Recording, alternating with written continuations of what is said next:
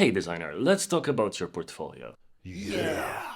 I literally went through hundreds of junior designer portfolios in the course of the last 2 years, and I analyzed them. I made a course on creating awesome case studies. I know what are the main problems that people face while building their portfolio and why very often they don't get any response from recruiters or clients. We'll talk about how to make your portfolio, where to put it, should you send it in a PDF, should you use sites like Dribbble or Behance or a dedicated website, and a lot more. Especially tip number 5 is really important. Wow. We've already established that certificates are pretty worthless. It's just a JPEG, it doesn't really get you a job. What gets you a job is your portfolio. So whether you're a junior designer looking for your first job or a freelancer looking for your first clients, portfolio is king. It can be a difference between months of radio silence and actually getting invited to the interviews and getting the job. So here's my 5 tips for amazing portfolios that really work. Let's dive in. Number 1.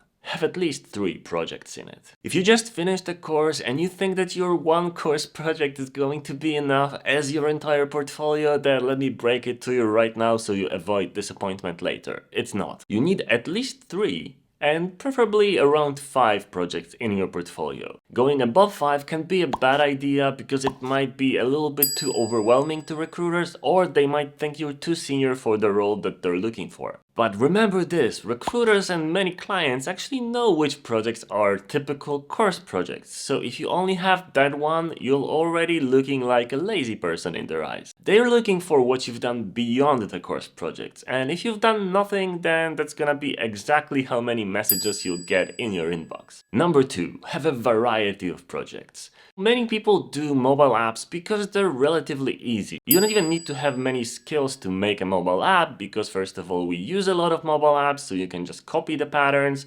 They're a small canvas, they're pretty easy to design. But at the same time, it gets a little bit boring if you focus only on mobile apps. If you only have 5 mobile apps in your portfolio, chances are nobody's gonna even check out like the entire 5. Because people will see, okay, that's an app, yeah, I'm gonna check the first one only. A good pick is 1 or 2 apps because yes, apps are pretty important, then 1 website and 1 something else. And by something else, I mean something a little bit extraordinary, something a little bit more interesting. Something that people will think, oh wow, I need to really check that out. Wow. Some good examples are a smartwatch app, because not many people do those and they're relatively easy, a browser extension, a parking meter, an ATM, anything that comes to your mind. You can redesign it, and of course not just the UI, also plan the entire process of making it a better user experience. And then put that in your case study. Because yeah, 5 apps are boring, but if I see a smart fridge app in somebody's portfolio, I'm gonna click on that first. Number 3, always start with your projects. Don't waste space on a huge banner on the top of your entire portfolio saying that you're an aspiring designer, because if somebody clicked a link from your resume or from an email, then they already know that you're a designer, so that's pointless. Start with the projects. This is what's interesting to people. If you do UI design, you should showcase as many of those projects as possible in a nice visual way, in mock-ups. They have to look beautiful, they have to look like eye candy basically. Of course, you can have and you should have an amazing UX case study under every one of those thumbnails, but those thumbnails are what sells you, so this has to be awesome. One thing people often do wrong is that they put logos of the brands that they worked on as the thumbnails, and if you have just a couple of logos, you don't see any screenshots, you don't see any mock-ups, then it's boring and most people don't really click on those. They see, oh yeah, they have some projects, I'm gonna put it in the maybe pile. Nobody cares about the logos, nobody cares about the text descriptions. People want to see beautiful visuals and then they want to read your awesome case study. In that order. It has to be nice to be clickable. Number 4, where to post your portfolio. Should it be a dedicated website, a Dribbble page, a Behance page, or a PDF that you email to people, or something else? Well, for that there is no single best choice, but for both clients and recruiters, it's actually easier for you to have a dedicated website under your first name, last name.com or something similar. It's a lot faster to just email a link to a website than a huge PDF that they have to download and open and browse through. A website is basically frictionless, and we don't really want to add friction to recruiters' lives. It's also great because you can track what people are doing on the website, and you can use that research thing that we've been talking about so much to actually modify it, make it better. So if you put up a website and people are not really using it well, you can use tools like Beusable or Hotjar and simply see what's happening. If they're scrolling through something, it means it's boring. If they're not clicking on something, it might mean that they don't know it's a button, or maybe it's just not an interesting visual. So modify it, tweak it, and then see the difference. Use those research skills, before you get to any actual work-related research. It's not really as easy on dedicated sites like Behance and Dribbble, but if you have a really awesome project and you're confident that you're doing amazing work, then you can put them on Dribbble and Behance, and actually you should, even next to your existing website,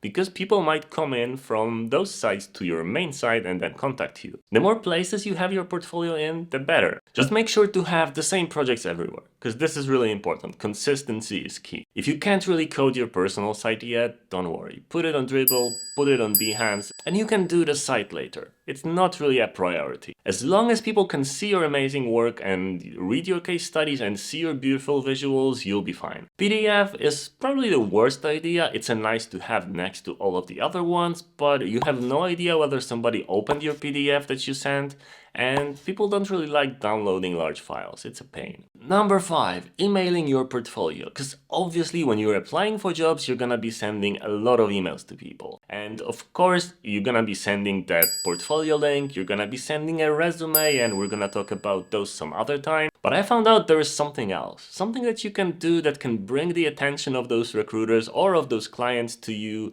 in a much stronger way. This is something I call a teaser trailer of your work. You need to write a little bit about yourself while you're applying to the job, attach the resume, and then add the link to your portfolio, but right under the link and not above it, right under the link. Add a small visual right in the body of the message, 660 pixels wide, and well, it can be 660 pixels high as well, just not higher than that. In that visual, showcase all of your amazing UI work.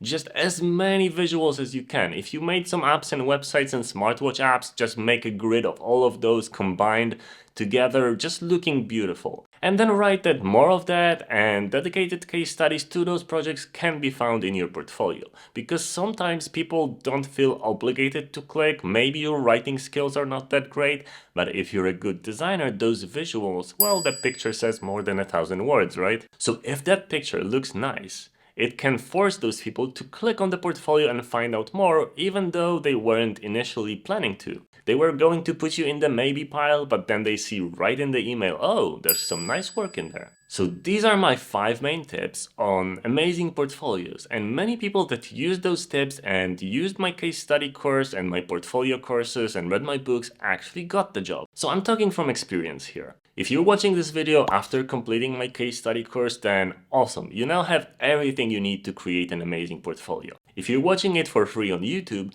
remember that this is the last part of an entire awesome course that has helped hundreds of people to get the job they wanted.